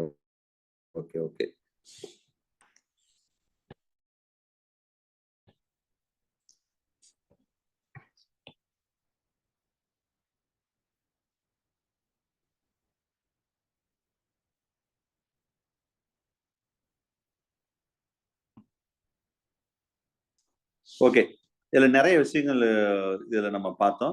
அதுல வந்து ரெசிஸ்டன்ட் டிடிடி பார்த்தோம். அந்த டேவன் கோட் அந்த சிக்ல வந்து பார்ட், அதாவது என்வாரன்மெண்ட் இருக்கிற மாதிரியே அந்த புல்வெளியிலேயே இருக்கிற மாதிரியே நிறைய சிக்கு வந்து கலரா இருந்தா மேல இருந்து அந்த பேர்டு, அதாவது ஈகிள் வந்து கரெக்டா ஐடென்டிஃபை பண்ண முடியாது. ஒரு பச்சை கலர்ல வந்து ஒயிட்டா அவருக்கு தெரிஞ்சா ஈஸியா ஐடென்டிஃபை பண்ணிடும். அதான் என்வாரன்மெண்டோட ஒத்து போகணும்னு சொல்றாரு. நம்ம resistance to that bacterium to the drug, நான் ஏற்கனவே சொன்னதான். அந்த ஒரு இப்ப மஸ்கிட்டோ வச்சு சொன்னோம் பாத்தீங்களா, அந்த ட்ரக்குக்கு ரெசிஸ்டன்ட் ஆயிடுச்சுன்னா அது அடாப்ட் ஆயிடும். நீங்க அது அதே ட்ரக் நீங்க எத்தனை தடவை யூஸ் பண்ணாலும் என்ன செய்யாது, கதை ஒன்றும் நடக்காது. they can survive that. Okay, right.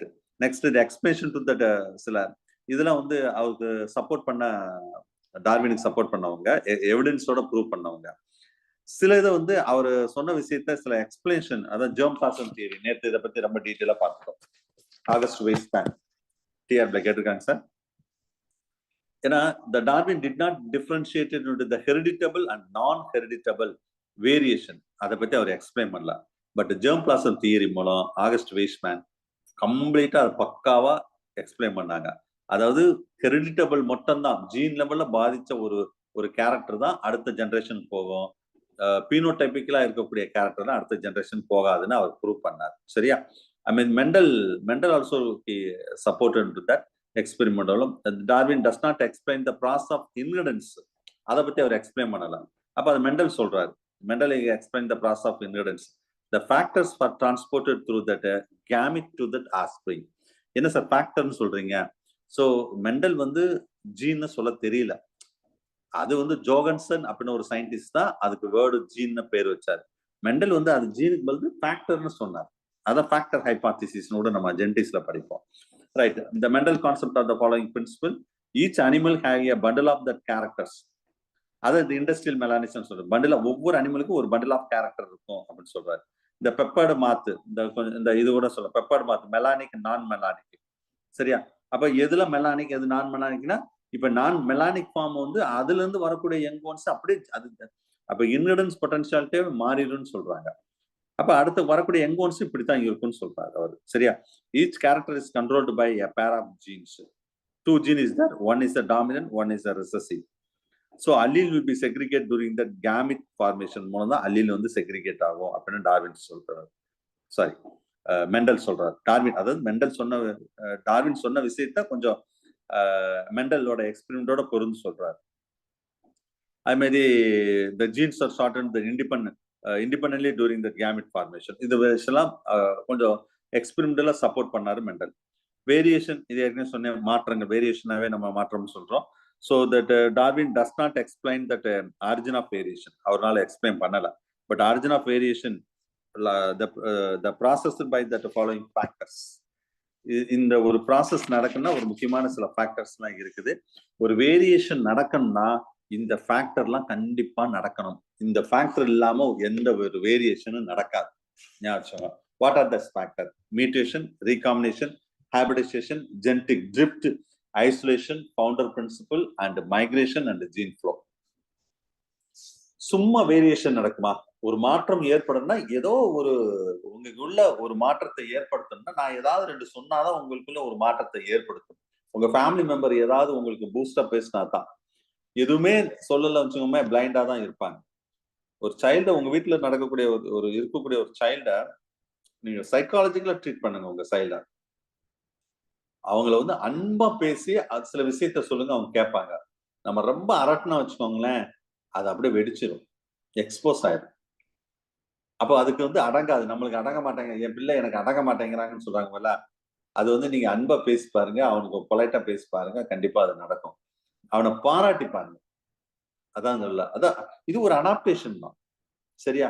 So பரவாயில்லையே, ஒரு சின்ன விஷயத்துன்னு நம்ம வந்து அது நீங்க சைக்காலஜில படிச்சிருப்பீங்க. கிஃப்ட் ஒரு பாராட்டினா வச்சுக்கோங்களேன், அது வந்து அதோட மாற்றங்கள் நிறைய நீங்க பார்க்கலாம். சைக்காலஜி படிக்கிறவா சொல்றேன். அப்போ ஒரு மாற்றம் ஏற்படணும்னா ஏதோ ஒரு கேரக்டர்ஸ் எப்படி சொல்றது, ஒரு ஃபேக்டர் வந்து அஃபெக்ட் ஆகணும். அதுதான் இதுல உள்ள ஃபேக்டர்ஸ். ஃபர்ஸ்ட் ஃபேக்டர் வந்து மியூட்டேஷன். மியூட்டேஷன் அப்படின்னு சொன்னா ரொம்ப முக்கியமான ஒரு ஃபேக்டர்ஸ் மியூட்டேஷன். ஏன்னா இந்த மியூட்டேஷன் வந்து சிம்பிளா சொன்னா it's a raw material for evolution. ஏன்னா இது ஜீன் லெவல்ல போய் என்ன செஞ்சிரும்னா மாற்றத்தை ஏற்படுத்தும். டிஎன்ஏல என்ன செஞ்சிடும், மாற்றத்தை, அந்த சீக்வன்ஸையும் மாத்தி விட்டுரும். இந்த குரோமோசோம்ல மாற்றம், the mistake or misprint of the cell division, இல்ல gene mutation and chromosomal mutation, it leads to that variation. இதுல முக்கியமான கொஸ்டின் இருக்கு. அதாவது ரா மெட்டீரியல் ஃபார் எவல்யூஷன் அப்படின்னு கொஸ்டின் கேட்டால் என்ன சார் ஆன்சர் போடுறது? ரா மெட்டீரியல் ஃபார் எவல்யூஷன், அதாவது மியூட்டேஷன் இருந்தால் மியூட்டேஷன் போடுங்க, மியூட்டேஷன் இல்லைன்னா வேரியேஷன் போடுங்க. ஃபர்ஸ்ட் ப்ரிஃபரன்ஸ்க்கு மியூட்டேஷன் தான் போடணும். அப்படி இல்லைன்னா வேரியேஷன் போடுங்க. சில எக்ஸாம்பிள் வேரியேஷன் ஆப்ஷன் கொடுத்துருக்காங்க, ஆனா அங்க ஆப்ஷன் மியூட்டேஷன் இருக்காது, மைண்ட்ல வச்சுக்கோங்க. சரி, அடுத்த ரீகாம்பினேஷன், இதுவும் முக்கியமான ஒரு ஃபேக்டர் தான். The formation of that gamete combination not present in that parental type. ஒரு parental type ஏன் இல்லை அப்படின்னு சொன்னா அங்க என்ன நடக்குது, இங்க உள்ள ஜீன் வந்து பேரண்ட்ல உள்ள ஜீன் இப்படி கிறிஸ் கிராஸ்ல மியாசிஸ் மூலம் நடக்கிறவா அங்க. So the mixing of the gene, the following process of the எங்க நடக்கும், crossing over at the time of the meiosis, free access assessment for the gene at the time of the gamete formation. I mean, the random union of the gamete. Fertilization la gamete union ஆகுது, chromosomal aberration நடக்குது, interbreeding நடக்குது.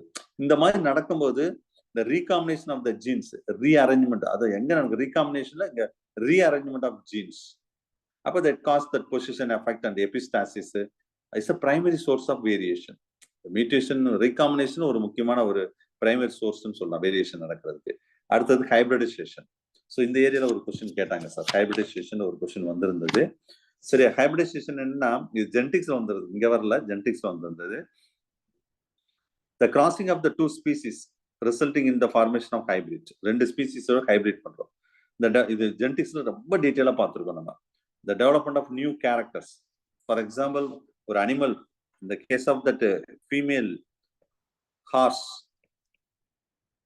And male Tongi,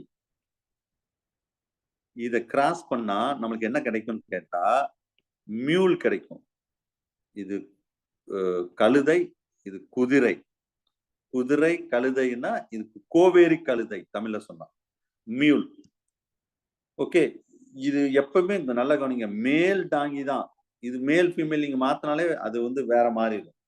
meal இது கூட question கேட்கலாம், மீலோட parents யாரு அந்த மாதிரி. சரியா? ரைட். ஸோ அப்ப இந்த மாதிரி அது நிறைய எக்ஸாம்பிள் சொல்லலாம். ஈவன் தட் அப்போ இது வந்து எப்படின்னா ஹார்ஸோட கேரக்டர் இருக்கும், டாங்கியோட கேரக்டர் இருக்கும். இந்த மியூலுக்கு, மியூல் உங்களுக்கு தெரியும், இட்ஸ் அ ஹைபிரிட். ஹைபிரிட் எப்படி இருக்குன்னு உங்களுக்கு நான் ஏற்கனவே ஜெனடிக்ஸ் நடத்தும் சொல்லியிருப்பேன். It's a sterile. இது இம்பார்ட்டண்டா தான் இருக்கும், இது ஒரு மலடா தான் இருக்கும். ஒரு மியூல் இன்னொரு மியூலை உருவாக்க முடியாது. அதே மாதிரி நிறைய பிளான்ட்ல சொல்லலாம். டொமாட்டோ பிளஸ் பொட்டாட்டோ ரெண்டு சேர்ந்து பொமாட்டோ உருவாக்கலாம். இந்த மாதிரி நிறைய சொல்லலாம். சரியா? அடுத்து ஜெனடிக் ட்ரிஃப்ட், இது அடுத்தது ஃபேக்டர். இதை பத்தி ரொம்ப டீட்டெயிலா பின்னாடி சொல்றேன் சார், தனி டாபிக்கே இருக்குது, இருந்தாலும் இங்க சொல்றேன். ஜெனடிக் ட்ரிஃப்ட் நம்ம சிலபஸ்ல ஸ்பெசிஃபிக்கா சொல்லியிருக்காங்க, இங்க சும்மா ஒரு இன்ட்ரோடக்ஷன் மட்டும் தான். இங்க small population, the gene frequency will be changed, the fluctuate purely by chance. ஒரு ஸ்மால் பாப்புலேஷன்ல நல்லா கவனிங்க, ஒரு ஸ்மால் பாப்புலேஷன்ல ஈஸியா மாற்றத்தை ஏற்படுத்த முடியும். இதான் சொல்ற கான்செப்ட். அதான் genetic drift. So the changes of gene frequency by the chance of the small population, that is called genetic drift. இது யார் சொன்னாங்கன்னு கேட்டா சீவல் ரைட். அவே இதுக்கு சீவல் ரைட் எஃபெக்ட் டிஆர்ல கேட்ட கொஸ்டின் சார். சீவல் ரைட் எஃபெக்ட்னு சொல்லுவாங்க சார். இது 3 கொஸ்டின் தான், நான் திரும்பவும் சொல்றேன் பாருங்க. ஜெனடிக் ட்ரிஃப்ட்னா உங்களுக்கு ஞாபகம் வரக்கூடிய வார்த்தை எதுனா ஸ்மால் பாப்புலேஷன் ஞாபகம் வரணும். அதுக்கு அடுத்து சீவல் ரைட் ஞாபகம் வரணும். அவ்வளவுதான். இப்ப சிங்கப்பூர் சின்ன நாடு, சிங்கப்பூர் எப்படி வச்சிருக்காங்க, ரோடு எப்படி இருக்கு, அங்க எப்படி இருக்கு, இங்க எப்படி இருக்கு. ஏன்னா அவங்க ஸ்மால் பாப்புலேஷன், ஒரு சின்ன பாப்புலேஷன். அது வந்து அப்ப பாப்புலேஷன் கம்மியா இருக்கும்போது ஈஸியா அவங்க கண்ட்ரோல் பண்ண முடியும். இந்தியா மாதிரி ஒரு நாள்ல மக்களை கண்ட்ரோல் பண்ண முடியுமா? ஏன்னா இங்க பாப்புலேஷன் அதிகம். ஒரு சட்டம் போட்டா இது ஈஸியா இங்க வந்து கண்ட்ரோல் பண்ணிடலாம். அத மினிமம் பாப்புலேஷன்ல ஈஸியா கண்ட்ரோல் பண்ண முடியும். ஒரு ஸ்கூல்லயே ஒரு கிளாஸ்லயே 20 பேர் கிளாஸ்ல இருந்தா நம்ம ஈஸியா கண்ட்ரோல் பண்ண முடியும். 60 பேர் இருந்தா இவ்வளவுதான் சார் மேட்டர். இதான் சீவல் ரைட் சொல்றாரு. இதான் ஜெனடிக் ட்ரிஃப்ட் அப்படின்னு சொல்லக்கூடியது. சரியா? ஸ்மால் பாப்புலேஷன்ல ஈஸியா ஜீன் ஃப்ரீக்வன்சி நடக்கும், அப்ப அங்க வேரியேஷன் நடக்கும், மியூட்டேஷன் நடக்கும், புதிய கேரக்டர் ஃபார்ம் ஆகும்னு சொல்றாங்க. ஐசோலேஷன் அடுத்தது. Separation of the individual of the species by the some barrier which are prevented with that interbreeding. இதுல geographically separate, இது தனியா ஒரு டாபிக் வரும், அங்கேயும் நான் சொல்றேன். சும்மா இது ஒரு இன்ட்ரோடக்ஷன் தான். Geographically separated by the population we are called as allopathic population அப்படின்னு சொல்லுவோம். allopathic அப்படின்னு சொன்னா geographically separated. சரியா? அப்ப இந்த இதுவும் ஒரு முக்கியமான சில factors will be involved that evolution. That is called mutation, recombination, natural selection, genetic drift. சரியா? இதே the progress of genetic divergence. இது வந்து நான் என்ன சொன்னேன், allopathic population geographically barrier. இதே இது sympathetic population வச்சுக்கோங்களேன், that is called reproductively barrier, reproductively isolated அப்படின்னு சொல்லலாம். இங்க geographically isolated, reproductively isolated. உங்களுக்கு புரியும்படி சொல்றேனே. இது பின்னாடி நடத்துவேன், இருந்தாலும் இப்ப சொல்றேன். இது ரொம்ப முக்கியமான கொஸ்டின். இந்த ரெண்டுல ஏதாவது ஒரு கொஸ்டின் கேட்கலாம். அதாவது ஸ்பீசியேஷன் அப்படின்னு ஒரு டாபிக்ல இதை பத்தி ரொம்ப டீட்டெயிலா பார்ப்போம். அல்லோபெட்டிக் சாரி அங்க வந்து அல்லோபெட்டிக் இங்க பாப்புலேஷன் சொல்றேன், அங்க டைட்டில் வந்து நம்ம சிலபஸே உண்டு. அல்லோபெட்டிக் ஸ்பீசியேஷன், சிம்பாட்டிக் ஸ்பீசியேஷன். இங்க நான் என்ன சொல்றேன்னா பாப்புலேஷன் சொல்றேன், அவ்வளவுதான் வித்தியாசம். அல்லோபெட்டிக் பாப்புலேஷன் என்னது? Geographically it will B isolated. அது என்ன சார் ஜாகிரபிலி? இப்ப வந்து தமிழ்நாடு இருக்குது, இங்க வந்து தமிழ்நாடு இருக்குது, இங்க ஸ்ரீலங்கா இருக்குது. ஒரு காலத்துல ரெண்டுலயும் கனெக்ஷன் இருந்துச்சு, தமிழ்நாடுக்கும் ஸ்ரீலங்காவுக்கும் கனெக்ஷன் இருந்துச்சு. இங்க உள்ள அனிமல்ஸ் இங்க போச்சு, இங்க உள்ள அனிமல் இங்க போச்சு. இப்ப இந்த கனெக்ஷன் டிஸ்கனெக்ட் ஆயிடுச்சு, சி மூலம், கடல். அப்ப இந்த வாட்டர் வந்து இங்க உள்ள அனிமலுக்கும் இங்க உள்ள அனிமலும் வந்து செப்பரேட் பண்ணதுல இதுதான் ஜாகிரபிக்கலி ஐசோலேட்டட். இல்லைன்னா ஒரு பெரிய மலைத்தொடர் இருக்குது, இமயமலை. இப்ப கேரளாவே இருக்கு, தமிழ்நாடுக்கும் கேரளாக்கு நடுவுல ஒரு பெரிய மலை இருக்குது. அப்ப இங்க உள்ள அனிமல்ஸ் ஒரு மாதிரியா இருக்கும், இங்க உள்ள அனிமல்ஸ்ல ஒரு மாதிரியா இருக்கும். Geographically isolated. This is called allopatric population. இதே இது ரீப்ரொடக்டிவ்லி ஐசோலேட்டட்னா தட் இஸ் சிம்பாட்டிக். அதாவது ஒரே ஸ்பீசிஸா இல்லாம ஜீனஸ் ஒரே இதா இருக்கும், ஸ்பீசிஸ் வேற இருக்கும். அது ரீப்ரொடக்டிவ்லி ஐசோலேட்டடா இருக்கும். இன்னும் புரியும்படி சொல்றேன் பாருங்க. அதாவது ஒரு பாண்டுன்னு வச்சுக்கோங்களேன். ஒரு பாண்டுல ஃப்ராக் இருக்குது.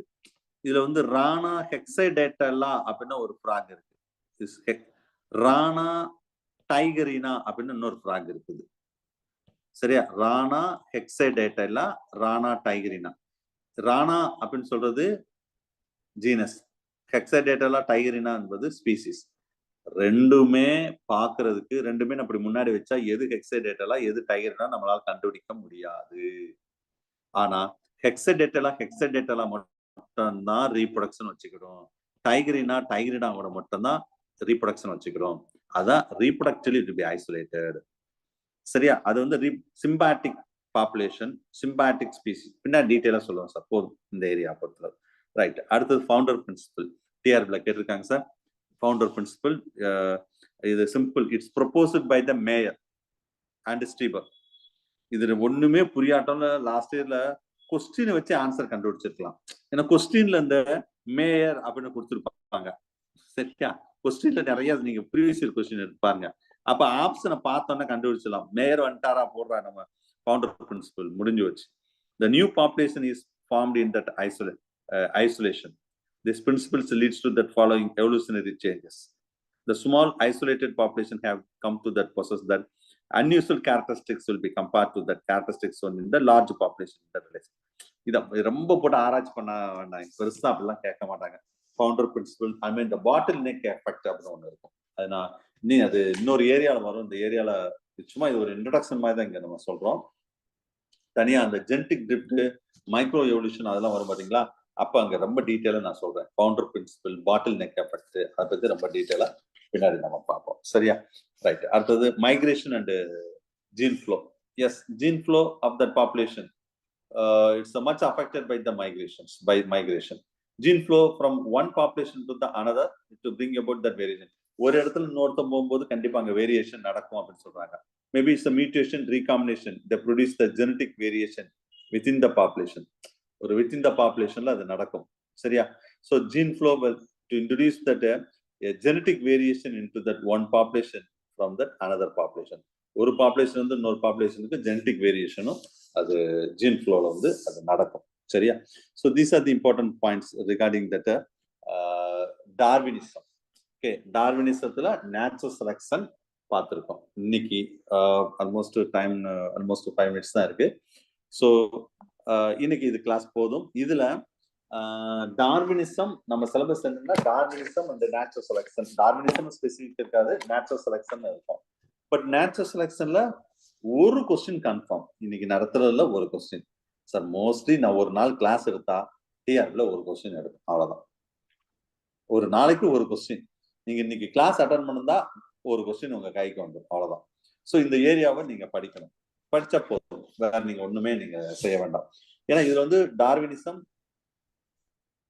இன்னைக்கு வந்து நடத்தினது டார்வினிசம் நடத்தணும், அதே மாதிரி நேச்சுரல் செலக்ஷன் நடத்தணும்.